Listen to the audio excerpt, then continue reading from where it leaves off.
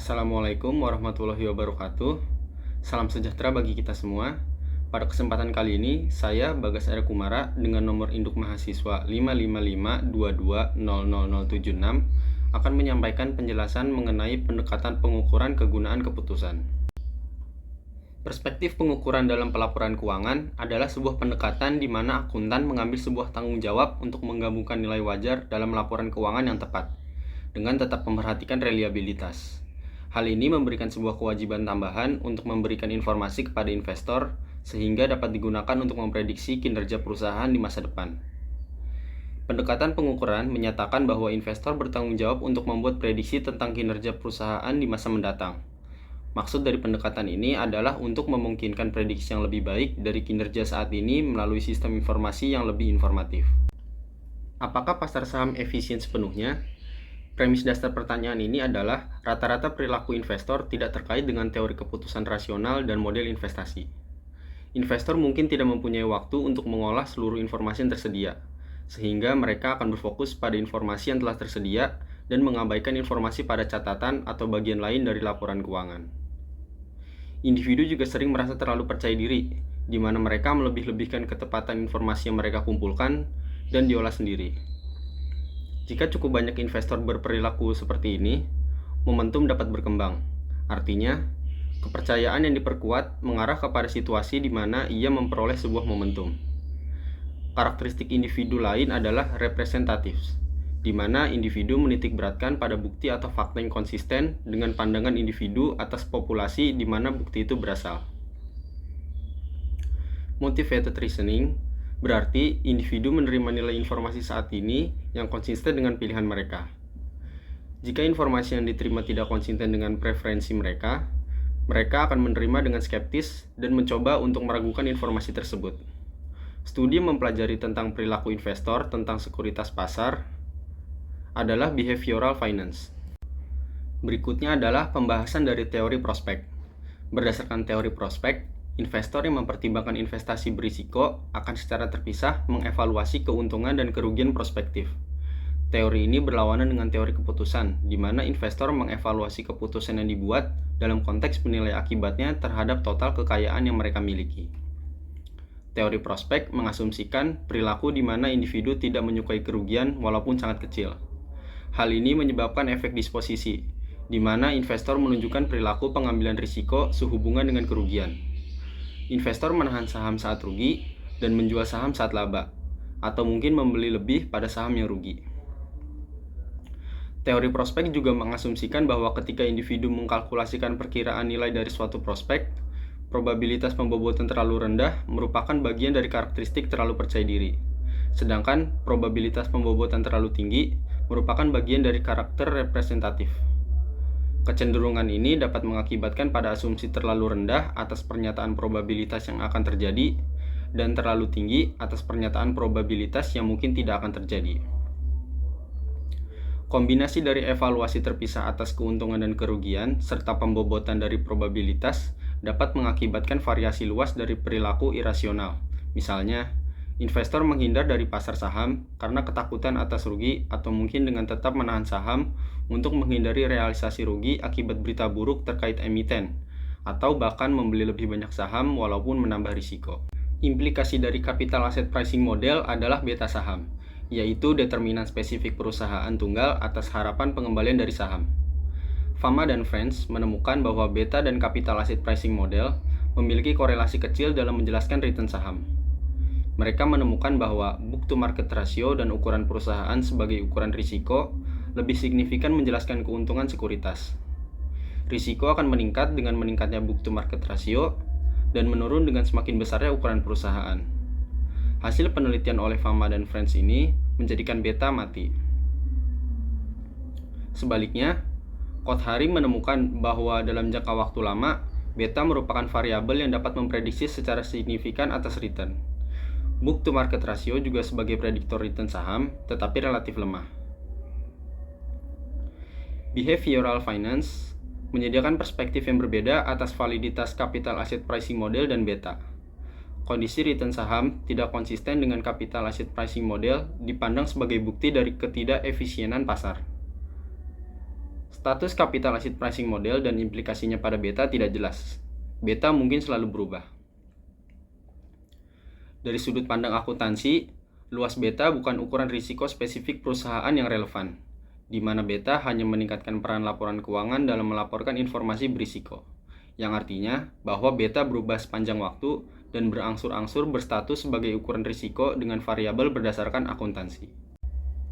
Tentang volatilitas pasar saham, capital asset pricing model beranggapan bahwa beta dan tingkat bunga bebas risiko konstan. Hanya perubahan dalam return pada portofolio pasar yang menyebabkan perubahan dalam return saham. Determinan fundamental adalah dividen harapan agregat di antara semua perusahaan dalam pasar. Semakin tinggi dividen harapan agregat, semakin banyak investor akan investasi dalam pasar yang menyebabkan permintaan saham dan menyebabkan indeks pasar naik. Begitu juga sebaliknya. Jika pasar efisien, perubahan seharusnya tidak menyebabkan perubahan dalam dividen harapan agregat. Stock market bubbles adalah harga saham meningkat jauh dari nilai rasional yang menggambarkan kasus ekstrim dari volatilitas. Stock market bubbles didorong oleh trading umpan balik positif dan perilaku yang didorong dari prediksi optimis media dari ahli pasar. Situasi dapat terjadi suatu waktu dan sulit diprediksi kapan berakhirnya. Secepatnya, hal ini akan meletus karena peningkatan kepercayaan seperti gangguan resesi dan peningkatan inflasi. Namun demikian, perkembangan bubble tidak serta-merta mengkontradiksi efisiensi pasar, tergantung apakah informasi tersedia atau tidak pada saat itu untuk memprediksi risiko ini. Selanjutnya yaitu pembahasan terkait anomali pasar sekuritas efisien. Terdapat bukti bahwa pasar mungkin tidak merespon informasi akuntansi seperti yang diprediksi oleh teori efisiensi. Pasar juga mungkin tidak merefleksikan keseluruhan informasi dari laporan keuangan. Kasus ini tidak konsisten dengan efisiensi pasar sekuritas sehingga disebut anomali pasar sekuritas efisien. Terdapat dua macam anomali, di antaranya yang pertama itu adalah post-announcement drift dan bentuk yang kedua yaitu market response to accrual. Jenis anomali yang pertama yaitu post-announcement drift. Ketika laba perusahaan diungkapkan, informasi harus segera dianalisis investor dan dimasukkan ke dalam harga pasar efisien. Untuk perusahaan yang melaporkan berita baik dalam laba triwulanan, return sekuritas abnormal cenderung menyimpang naik pada beberapa waktu berikutnya dari pengumuman laba. Demikian pula pada perusahaan yang melaporkan berita buruk memiliki return abnormal menyimpang mundur dengan periode yang sama. Fenomena inilah yang dinamakan post-announcement drift. Penjelasan atas anomali ini salah satunya adalah investor tidak memaksimalkan waktu dan usahanya untuk mengerti sepenuhnya korelasi dari perbedaan antara penghasilan kuartal yang dilaporkan saat ini dan penghasilan di kuartal yang sama tahun lalu. Efek dari volatilitas pendapatan laba pada post-announcement drift adalah makin tinggi volatilitas pendapatan, maka makin rendah potensi post-announcement drift terjadi. Lalu, jenis anomali yang kedua yaitu market response to accrual. Pemisahan pelaporan laba bersih dalam arus kas dari aktivitas operasional dan komponen akrual, baik pengurangan ataupun penjumlahan, dapat digambarkan dengan rumus berikut, yaitu laba bersih sama dengan arus kas dari kegiatan operasi, ditambah atau dikurang dengan komponen akrual.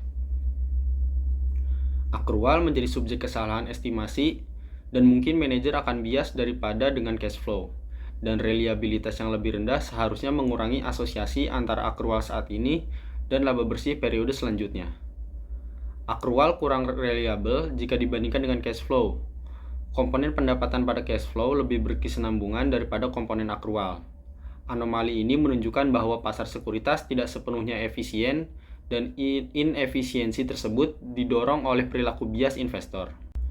Berikutnya yaitu pembahasan terkait keterbatasan arbitrase.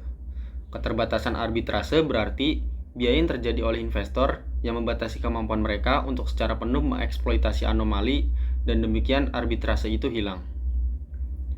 Alasan lain untuk tidak melakukan investasi arbitrase adalah risiko yang muncul akibat mengurangi diversifikasi. Sebagai hasil dari pengurangan diversifikasi, varian dari return perusahaan tertentu mempunyai peran yang sangat besar. Strategi investasi arbitrase menyebabkan risiko idiosinkratik. Secara singkat, biaya transaksi dan risiko idiosinkratik menjadi sebagian penjelasan mengapa anomali seperti post-announcement drift dan akrual masih ada.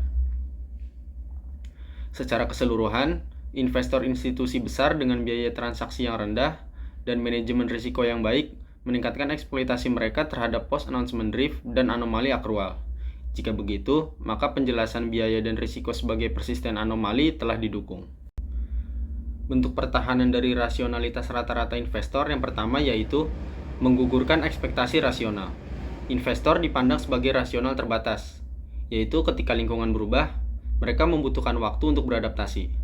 Hal ini berakibat pada return saham seperti yang diprediksikan dalam behavioral finance, reaksi tidak wajar terhadap informasi akuntansi. Investor rasional membutuhkan waktu untuk berinterpretasi penuh pengumuman pendapatan.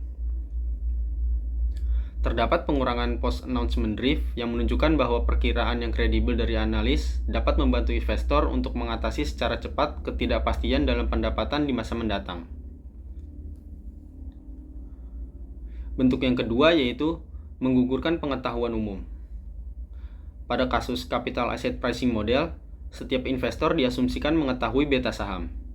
Ketika investor mengambil keputusan berdasarkan kepercayaan mereka atas kepercayaan orang lain, daripada kepercayaan mereka terhadap keadaan yang relevan, hal ini dikarenakan kepercayaan investor rasional dapat menghasilkan perilaku harga saham seperti pada behavioral finance yang diprediksikan.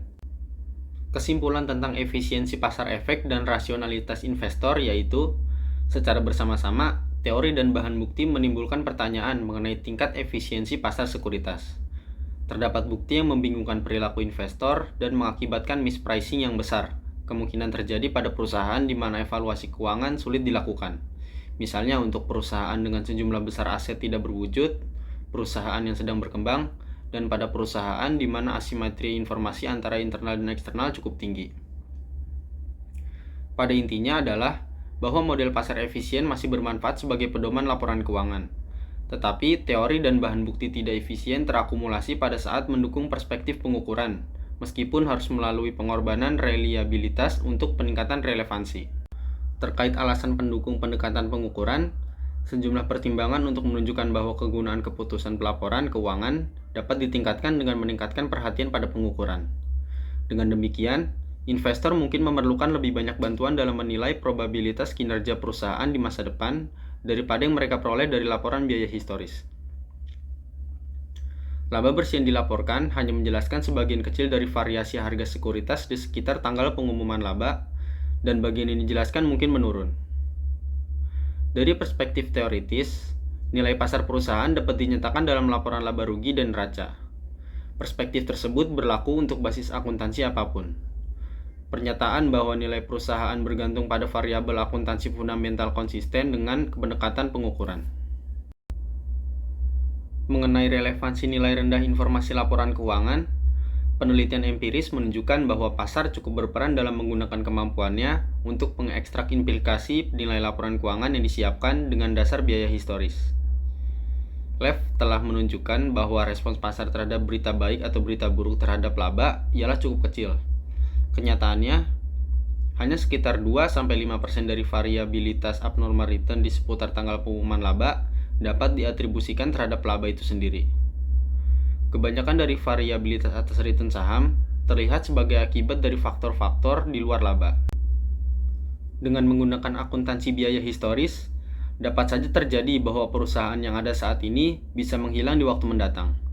Sementara itu, para akuntan dan para auditor dapat mengklaim bahwa informasi tentang salah saji yang akan datang secara harfiah implisit di dalam catatan atau sumber-sumber lain.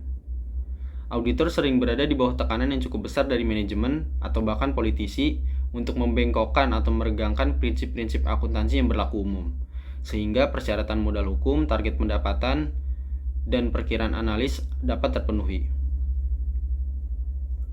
Kebanyakan perusahaan memiliki tanggung jawab secara substansial.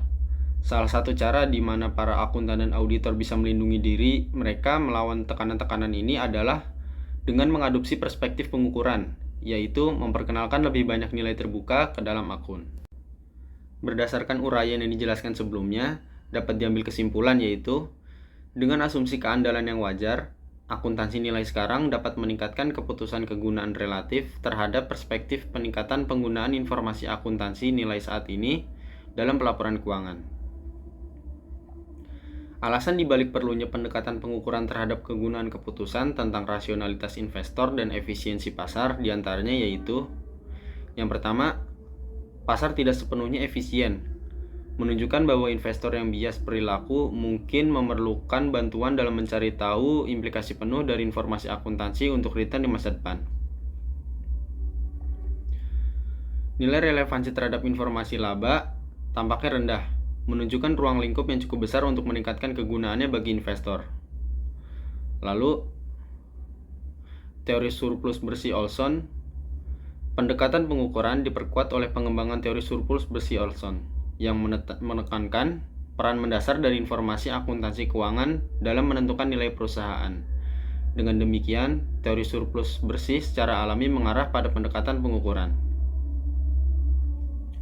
Lalu, kewajiban hukum dapat memaksa akuntan, auditor, dan manajer untuk meningkatkan konservatisme dalam laporan keuangan dengan mewajibkan tes penurunan nilai. Keputusan kegunaan bagi investor dapat lebih ditingkatkan dengan akuntansi konservatif.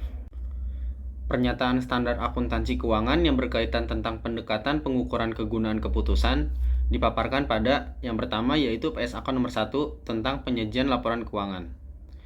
PSAK nomor 1 menetapkan karakteristik umum untuk penyajian laporan keuangan. Secara khusus, PSAK nomor 1 membahas aspek-aspek penyajian secara wajar dan kepatuhan terhadap standar akuntansi, kelangsungan usaha, dasar akrual akuntansi, materialitas, serta konsistensi penyajian. Menurut PSAK nomor 1, laporan keuangan yang lengkap terdiri dari laporan posisi keuangan, laporan laba rugi komprehensif, laporan perubahan ekuitas, laporan arus kas, dan catatan atas laporan keuangan serta laporan posisi keuangan pada awal periode.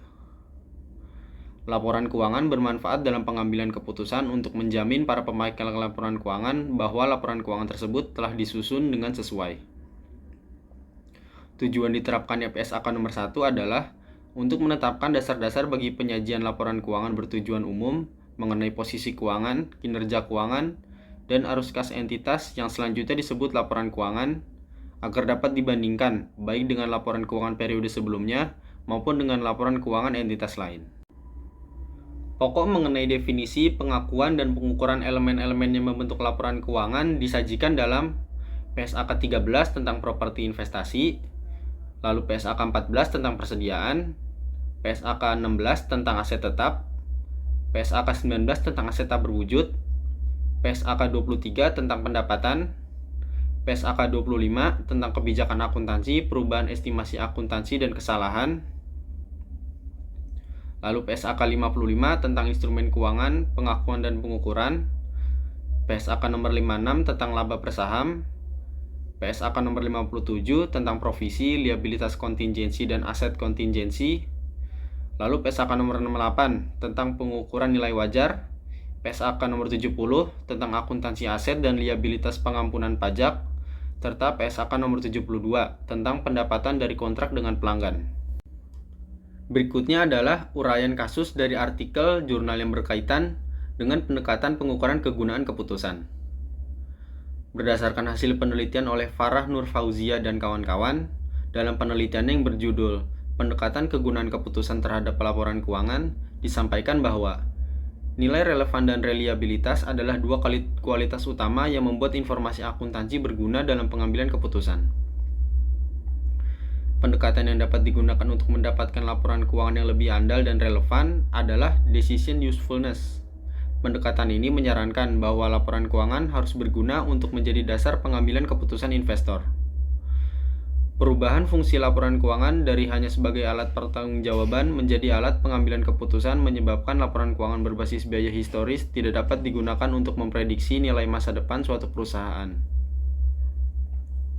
Agar informasi akuntansi lebih reliabel dan relevan, maka digunakanlah pendekatan kegunaan keputusan atau decision usefulness untuk membuat laporan keuangan. Namun, Reserve Recognition Accounting atau RRA menyatakan bahwa tidak mungkin menyiapkan laporan keuangan dengan tingkat reliabilitas dan relevansi secara penuh, karena konsekuensinya akan terjadi trade-off antara reliabilitas dengan relevansi dalam laporan keuangan yang digunakan oleh pihak investor, kreditur, dan lain-lain. Pendekatan decision usefulness atas informasi akuntansi merupakan suatu pendekatan terhadap laporan keuangan yang berbasis biaya historis agar menjadi lebih bermanfaat. Teori ini didasarkan pada permasalahan yang timbul berkenaan dengan konsep akuntansi yang berdasarkan biaya historis, bahwa konsep biaya historis tidak relevan dengan penilaian akuntansi dengan harga pasar atau pendekatan nilai sekarang terhadap harga wajar. Pendekatan ini menitik beratkan pada para pengguna laporan keuangan, keputusan mereka, informasi yang mereka butuhkan, serta kemampuan mereka memproses informasi akuntansi.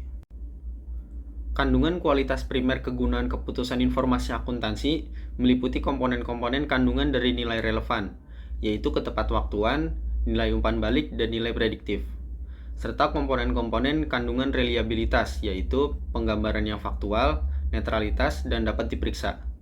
Selain itu juga terdapat kualitas sekunder sebagai penghubung antara kualitas primer, yaitu komparabilitas dan taat asas. Selain teori kegunaan keputusan, dalam menyediakan informasi keuangan yang sesuai untuk tujuan pengambilan keputusan, juga dapat menggunakan teori pengambilan keputusan individu dan teori investasi. Sekian penjelasan mengenai pendekatan pengukuran kegunaan keputusan yang dapat disampaikan. Wassalamualaikum warahmatullahi wabarakatuh.